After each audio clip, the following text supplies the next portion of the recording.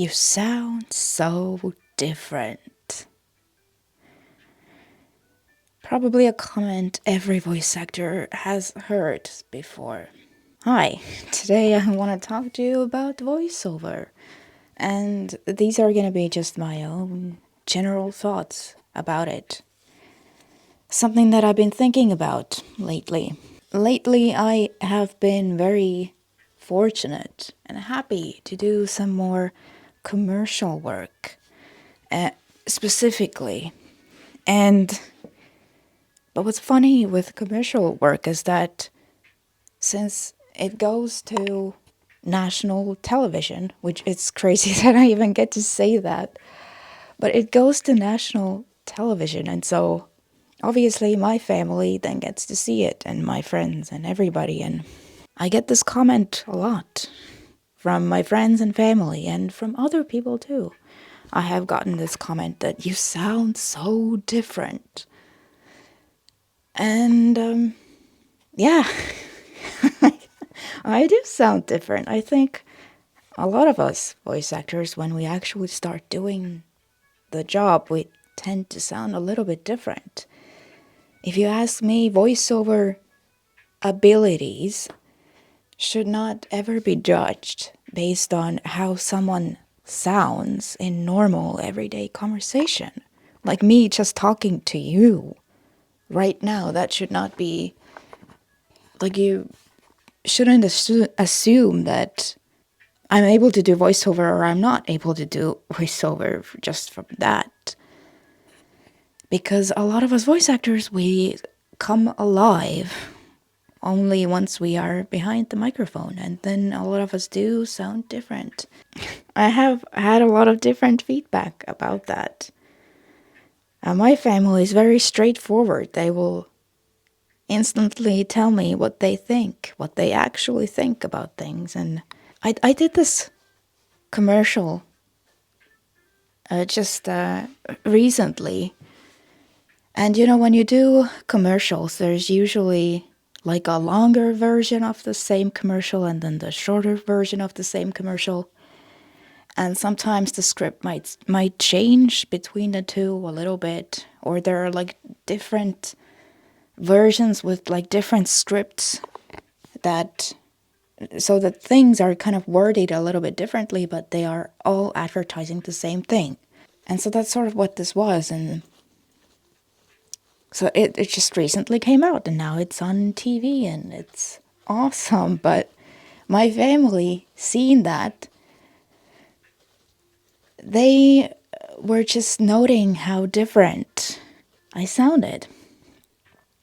And my aunt was asking me, like, why is this so, like, one of the ones, that, like, the longer version in this case, it was like 30 seconds. And my aunt was asking me, why is this so low timbre? Like, why? It doesn't sound like you. Sometimes I honestly don't even know why something might be a low timbre, or sometimes clients will actually lower my voice on their end by themselves. So usually if something like that has been done, or sometimes they will also up my voice. I have heard that as well. But they will do that themselves. Like, I haven't been the one to do it. I didn't do it with my own voice, and I didn't do it with effects. Nothing like that. The clients did it themselves.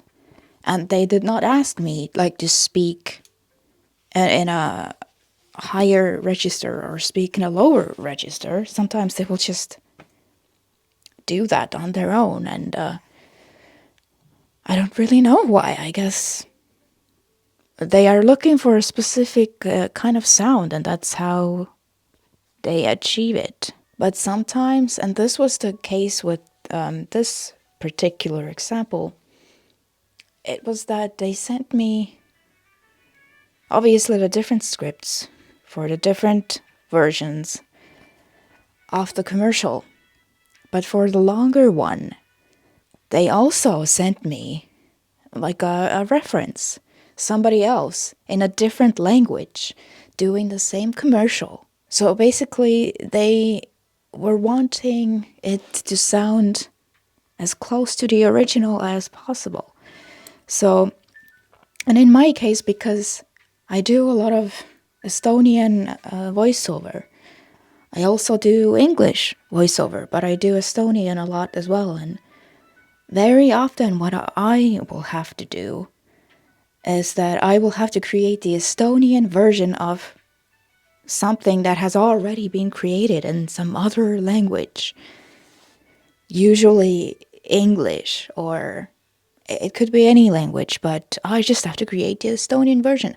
So then it makes sense that clients would want you, as the voice actor, to sound as close to the original as possible. You really do have to kind of go in there with your voice actor ear, listen to what this other person in this other language did, and then I don't know if I would call it like imitation. Maybe it's not exactly imitation, but you want to get close to how they did what they did. So you would listen to like different inflections that they have and how they end their sentences, and the pacing, very important, because different languages are different. There are different lengths of words, and you want to try to get it exactly right. It's pretty hard to do in Estonian because we have very long words, and we usually have more words than like English would have. So that can be tricky, but you want to get as close to the original as possible. And you want to match the original voice actor's pacing as well. So what happened was that in the 30-second version, this is sort of my conclusion. Like, that's how that person sounded. So I was just going off of that. But my voice, I mean, I wouldn't really call it like a super high voice, but it's also not a low voice. But this person, to me, as I was listening to them, the original voice actor, they had a lower timbre than I do. And since I had to match what they were doing, that's what I did. As I was saying, there were also different, like shorter versions of this commercial with some script changes.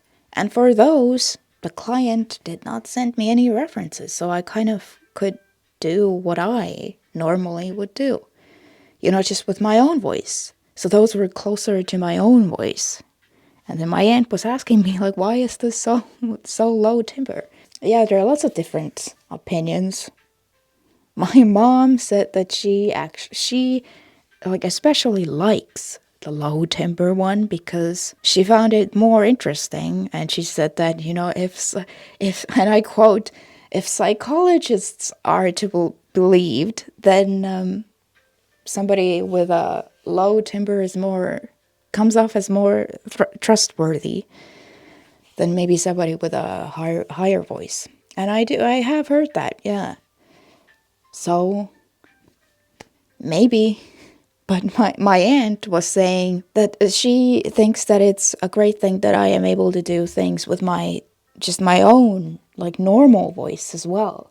I guess personally I think it's kind of a skill both ways. Like, if you are able to sound like how you normally would sound, and if you're also able to do something a little different, sometimes you are able to speak in a lower register because you're asked for it, or in a higher register because you're asked for it. And you're not stuck with like just your own timbre all the time. So I think it's a skill both ways. But my aunt was saying that she thinks it's a skill if I am able to sound like myself. And I mean, yeah. It sure is, because when I first started out, and this might be interesting for beginners, because you might be wondering, like, do I have to try to sound like those people in commercials? Because I'm talking about commercials specifically right now. Do I have to try to sound like that? Do I have to try to imitate how they sound? Because there's a very commercial sound. Like, I'm sure you know what I mean. You've heard commercials on TV before. Do I have to sound like that? Do I have to, like, try very hard to make myself sound like that. And I don't think that that is a good approach, because if you try very hard to sound like you're doing a commercial, then it often comes off as like you're trying too hard, and then it kind of starts sounding, it has the risk of sounding like fake, actually. I think it's much better to like try to think of it as, how would I do it? Like, especially if you haven't been asked to try to sound like some kind of original voice actor. And if this is your original work, you are the first person to do the voiceover. So how would you sound? And obviously, you have to take into account what the client is saying too and everything. But how would you do it? Like, don't think about how these other voice actors do it on TV and how they sound. How would you do it? And then over time, as you do it more and more, I feel like you end up with a kind of signature sound that it's like your commercial sound. So it's not fake, but it's just you doing commercials. I do have to mention that Estonia is a little bit different than a lot of other markets, because I know that in a lot of other places, the direction is more towards conversational voiceover, which is like, if you don't know what that is, conversational voiceover, it's kind of exactly what it sounds like. That sort of voiceover sounds more like a conversation. So it's not really like an announcery.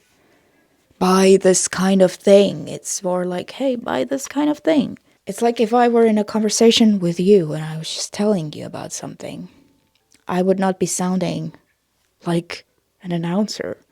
Like, I don't know, this plush is very amazing. I think that you should buy it today. That would be very announcery sounding, but I would be like, hey, this plush is very amazing and I think you should buy it today. So it's like more like that. I have seen and heard that in other markets, in other countries, the direction is more towards that, even with commercial voiceover. But in Estonia, on Estonian TV, they still want that very commercially sound. So it very much is like, you should buy this blush today, you know. Do you want to buy this blush today? Because I keep on talking about it. So Estonia is very much like that. And I'm not saying that the commercials that I do sound anything like that, because I don't really get hired for that type of stuff. Like sounding like really excited and all that, because it's just not my signature. It's just not what I am like. I mean, I guess never say never. They could hire me for something like that, and then it would be interesting to try and see how it turns out. But normally I get more like calmer sounding things.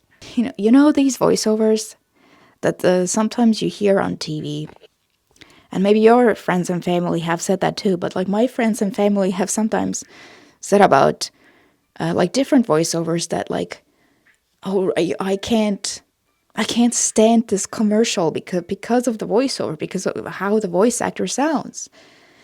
And so like, I just can't stand this commercial. And obviously a lot of people can't stand commercials anyway. So I feel like a commercial coming out right is important, because a lot of people want to skip them anyway, and I get that. But I just I guess I want to say in defense of voice actors that we don't actually have as much control as you might think we do over how the voiceover sounds.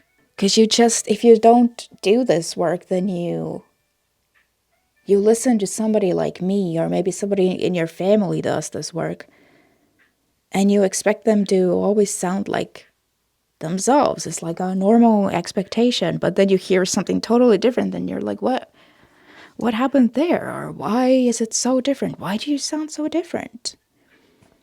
And it's because, well, that's what clients often ask for. And you know, I have been surprised by this myself that the clients very often, at least in my case, they don't end up taking or choosing the takes that I would have chosen. And sometimes there's even like a mismatch between like how they want things done and how I feel like it would sound better. But you know, I'm not the one who's the project creator, no matter what the project is. So whatever I think might be the best sound or is like doing it the way that fits the project actually might not fit the project at all. You do have to kind of trust the client's judgment. So sometimes, yeah, it does happen that I have to do something where I'm just like, I read the script and I'm like, it doesn't feel like it should be read the way that they are asking me to read it. But you know, since they want it that way, I'm gonna do it that way. And then sometimes it does result in those kinds of commercials that you hear on TV and you're like, I can't even listen to that. It's not because the voice actor just decided to sound some specific way. The voice actor, I guess it's very similar to being any kind of actor, even like a film actor or a stage actor. You know, your first point of reference is not what does the audience think about this. Your first point of reference is what does the director want me to do. So that's what you will do. So yeah, your own abilities are a part of that. Like, of course, you gotta be good at your job and you gotta be good at acting and all that, but you still have so much less choice and input than I feel like people might think that you do. Like, you know, people who don't do this as a job. They might think that you have a lot of sway in these decisions of like how you're supposed to act or sound or what you're supposed to do. You don't, really. It very much is like just listening to a director. Because there's also, you know, a voice director in voiceover. So we don't have that much sway. And we just do have to do what the client wants us to do, even if sometimes that doesn't match what we ourselves would choose to do. But I also just wanted to talk about like just your voice in general, because you might be wondering like, do I need to, especially if you're a beginner, do I need to change my voice? Do I need to try and imitate somebody else in order to get better at this or to get hired at this? And no, you don't need to do that. And it's actually, I think it's not a good idea to do that because, like I say, you just end up sounding fake and like you're trying too hard. But you want authenticity to be a part of your voiceover. So you want to give the clients, whoever they are, you want to give them you, who you are as a person. And then they can decide if that's what they want. So you shouldn't ever be trying to sound like somebody else, even if that's a voice actor that you really like. You should be trying to develop your own sound. And you know, I will give this to my aunt, who said that she thinks that it's a skill if I can sound like myself.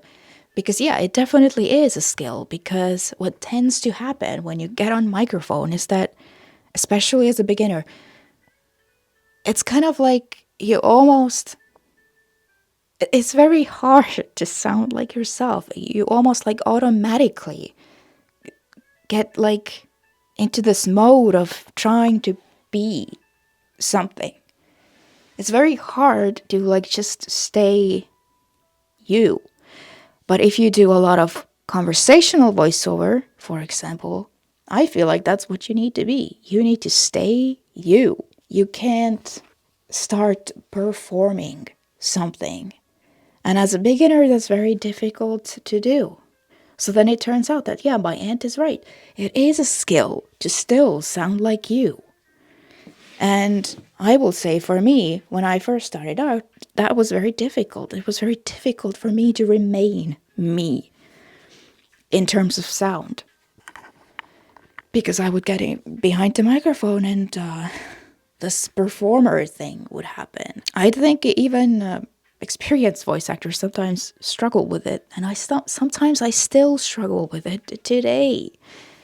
Like especially with conversational voiceover, the way that I think about conversational voiceover is like, there are all of these like tricks and stuff that I've learned to do as a voice actor over the years.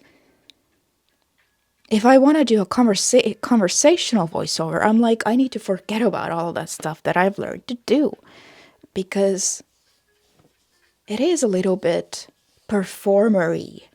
Like you're being a performer, but conversational voiceover just wants you to be like a regular person, but not a regular person in the sense that, like getting somebody off of the street and just putting them behind a microphone, but a regular person in the sense that you still know how to do voiceover. I feel like I'm not explaining that very well, but there's a reason why we don't often get people just off of the street to do a voiceover, because you would think that I'll just get somebody off of the street. They don't know any of the voiceover tricks, so they're going to sound conversational. I mean, I don't know. Maybe sometimes they do, but then at the same time, I feel like there is a risk that this person, because they maybe haven't performed like this before, that would then affect their sound, because they would get nervous, because they don't actually do voiceover. So, but you as a voice actor doing conversational voiceover, you still have to remember that I am an actor. So now I'm kind of like acting me being conversational, but at the same time I have to be authentic. So I have to like find the balance. So I find that when I'm trying to do conversational voiceover, and I still struggle with it, then often what I will do is that I will just record. First, I will record doing all of the voiceover like tricks, voice actor tricks that I know how to do. So that will be one version just for myself. And then the second time I go in, I just tell myself very clearly in my head, I'm like, okay, you did all of that. Now don't do any of that. And just hit record. And that seems to help somehow. But overall, my thoughts on, do you need to change your voice? For anything that's not character work, and if you haven't been specifically asked to do something very specific, and if you don't have to imitate somebody else's voiceover, then I think you should always just give your clients yourself. Just do it how you would do it. And of course, take their direction and everything they say to you, take that into account. But still, translate that, whatever they are giving you, into how you would do it. Don't try to imitate somebody else just because you appreciate their work or think that they are very good. Because you want to develop your own signature. And in time, you will. I hope that this hasn't been too confusing and messy. I just wanted to share some voiceover thoughts about your voice and changing it and why we sound so different. I hope that this has been informative somehow or interesting. And I hope you got something out of this. And I will see you next time. Bye-bye.